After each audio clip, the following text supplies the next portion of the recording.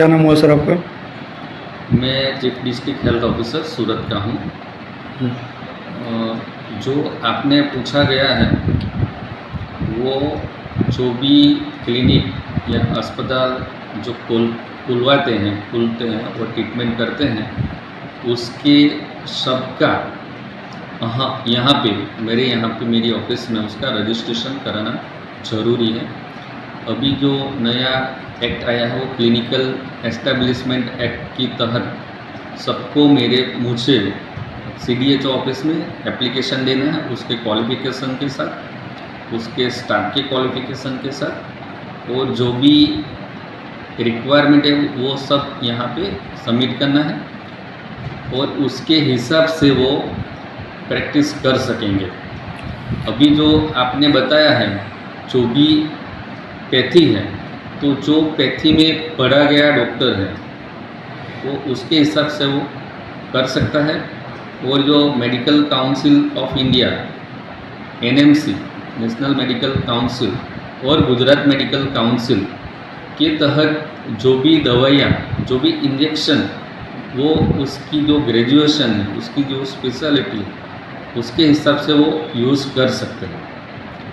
Sir इसमें कुछ जनता को संदेश दीजिए ना।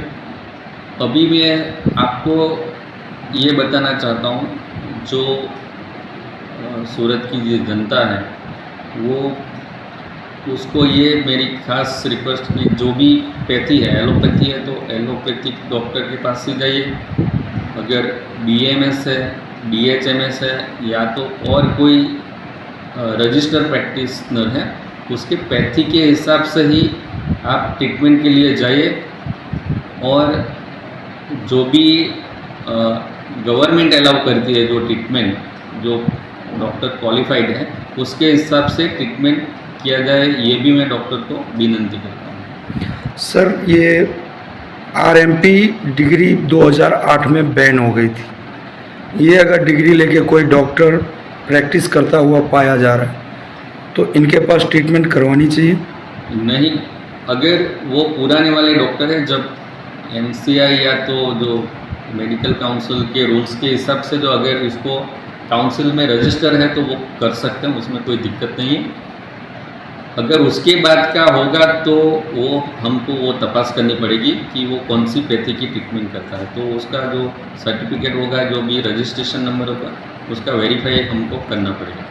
सर आयुष डॉक्टर के नाम पे BHMS क्या एलोपैथिक इलाज कर सकते हैं?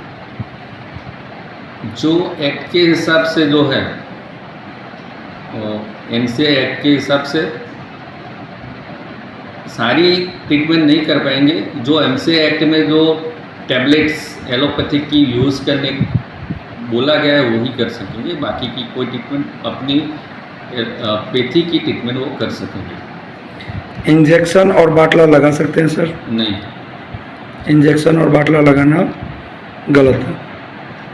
और सर इसके साथ अगर कोई भी डॉक्टर किसी भी पेशेंट को अगर किसी भी तरह से हैरेस करता है तो उसके लिए सर क्या किया जाए?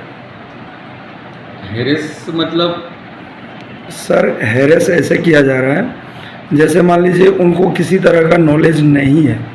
सपोज दैट मैं बुखार का दवाई लेने आया और आपके पास बुखार का दवाई का कोई एक्सपीरियंस नहीं है और आपने मुझे उल्टा दवाई दे दिया, प्लस आप मुझे और अगले दिन बुला रहे हो और अगले दिन बुला रहे हो और अगले दिन बुला रहे हो। इस हिसाब से सर मेरा केस भी बिगड़ जाता है, मेरा पेशेंट भी मान लीजिए बचता या ना बचता ऐसा हो जाता है।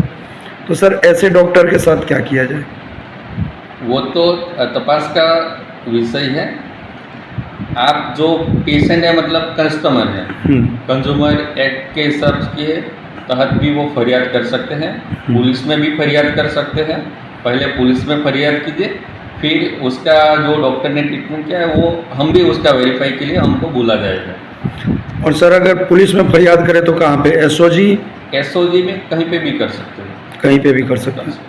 धन्यवाद।